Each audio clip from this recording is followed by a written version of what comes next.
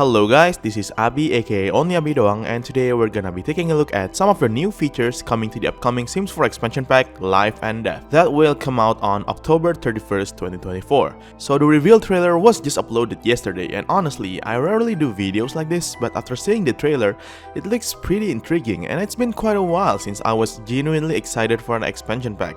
And especially after that last Love Struck expansion pack, which doesn't interest me a bit. I'm pretty sure most of you are somewhat confused about what this pack has to offer just by judging from the expansion pack title alone.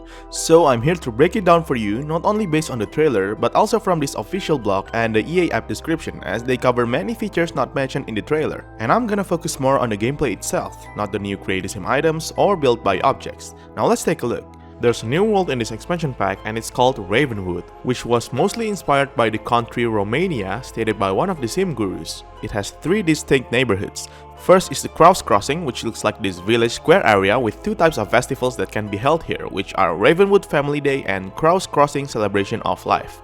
There's also a mysterious merchant selling some stuff, casket sales, a town hall rabbit hole for you to ride wheels, haunted houses, a wishing well guarded by this child ghost which could probably be named Edith according to the EA app, and more.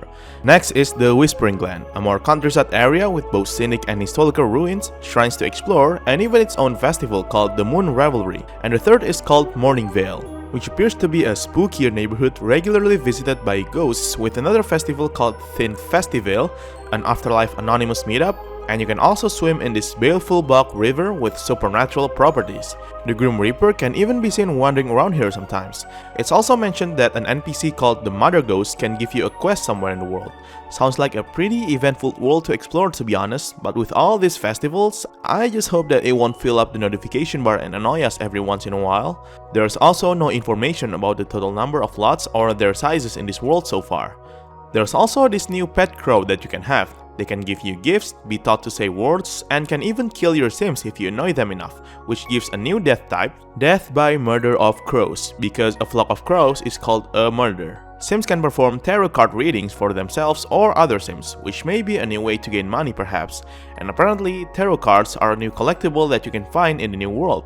There are 3 new personality traits coming. Macabre, where sims will be interested in all the dark stuff from this pack, Chased by Death, where they will thrive in life-risking situations, probably similar to the Daredevil trait from Sims 3, and Skeptic Sims that doesn't believe in ghosts and probably other supernatural stuff, even after witnessing it themselves.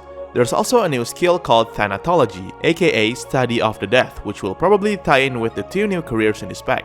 There's gonna be 1 new lot trait called Hallowed Grounds and 1 new aspiration called Ghost Historian, where you can get the Ghost Whisperer reward trait if completed. And from the trailer, it seems that elder sims can now die in their sleep peacefully, and perhaps with their close ones gathering around them. Sims can now have bucket lists for your sims to complete. A sim's bucket list will either grow on its own over time based on their traits, or you can also create custom goals for your sims. This will also tie into the new Soul's Journey system, which every sim can now have. It's a brand new reward system that also connects to your aspirations and wants, giving their life more meaning. Great, another aspect of sims to fill up the already crowded sim menu here. If a sim's soul journey gets completely fulfilled throughout their life, they can choose to be reborn into another sim after they die.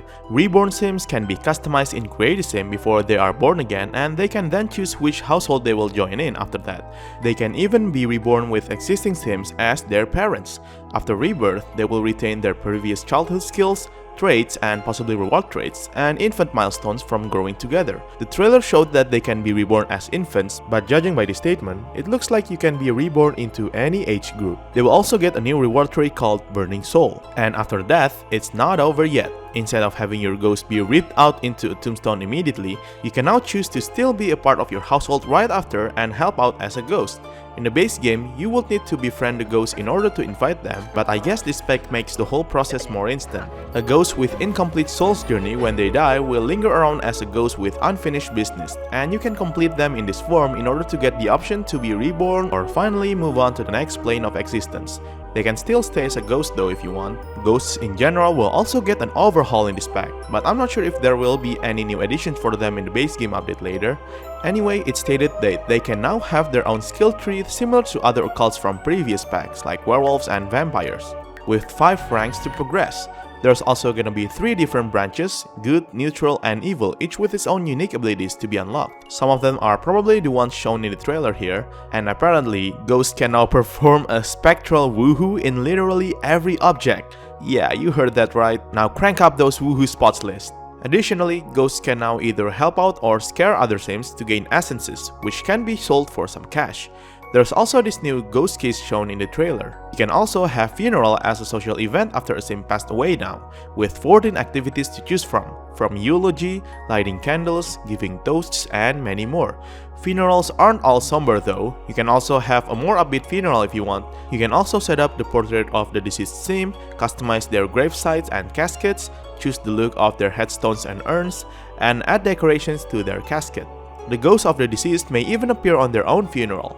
Honestly, it's a good addition in my opinion, but I kind of wish funerals were added to the base game with basic activities in an update, while the version from this pack will be more enhanced. Sorta like how weddings work in My Wedding Stories pack. I also hope it doesn't follow the My Wedding Stories route in terms of bugginess, but knowing EA, I still have many doubts about it. Cemeteries will also be the new lot type here, and it can be placed in any world. You can create them in different styles, from the more traditional graveyard to a more modern looking ones. Sims can visit cemeteries to mourn on their deceased loved ones. Crypts can also be placed here or in certain area in the new world, which appears to be a rabbit hole building as always. It can hold up to 20 urns, and Sims can explore crypts to gain treasures, sleep inside it, or even woohoo in it with your partner.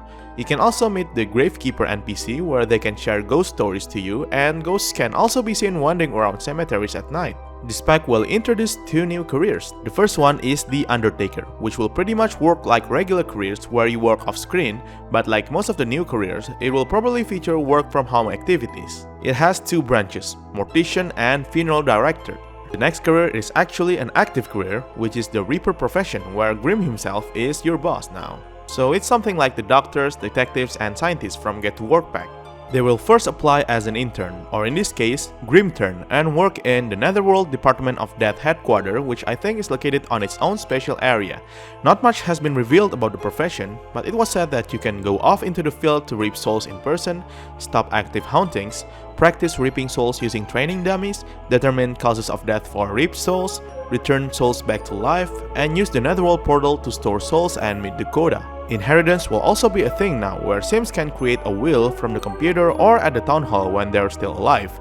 After they die, they can distribute their wealth to certain Sims and designate certain items as heirlooms which can be passed down to other Sims, make funeral planning requests, and specify how they want their remains to be handled. If they leave a child or pet behind, they can also assign which Sims will take care of them after they die. They can also choose the emotional impact of their will once someone reads it.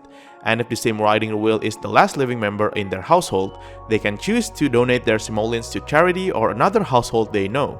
There's also this grievance system where sims who have just experienced a tough situation, like losing a loved one, breaking up, getting fired from your career, etc., will start a grieving process. Each sim will grieve differently depending on their traits and will experience one of these 4 grief types: denial, holding it together, anger, and blues. Each has its own set of challenging behaviors for sims to navigate, but this can be slowly alleviated by reaching out for help from others, attending grief counseling, and doing creative or productive activities as a coping mechanism. So those are some of the main features that have been revealed so far. There are also some other notable random stuff in the trailer. There's this blue spirit guy floating around in the background which looks very similar to the spirits from Paranormal Stuff pack. I also noticed a ghost cowplant in one of the framed pictures here. I guess cowplants will also have a role in this pack in a way. This new dance move looks pretty similar to that one viral dance from the TV show Wednesday, and it looks like Grim will finally be able to show other sims what he actually looks like under his hood, but it's censored for us unfortunately. I mean, we can already do it in Create a Sim though. And after watching this trailer, I'm also pretty sure that zombies aren't gonna be in this pack. It's a shame though, because it really fits in with the theme of the pack. Imagine if ghosts can be brought back to life as zombies after a failed reincarnation. That would be pretty dope. And there's not really much info regarding cross-pack integrations, especially with other occults. We do get a little bit about it, like milestones and pets can get involved, but that's probably going to be explored further after the pack is released. Finally, there's yet another limited time digital content that you can unlock if you purchase the pack by December 12th, which includes this family portrait, a spooky music box, and this mask. And that's the info about the pack that have been shown so far. I provided links to the blog in the video's description. Also, there will be a new gameplay trailer for the pack that will be up on October 17th, so we're gonna get even more info about the pack later. So, what do you think about this upcoming expansion pack so far?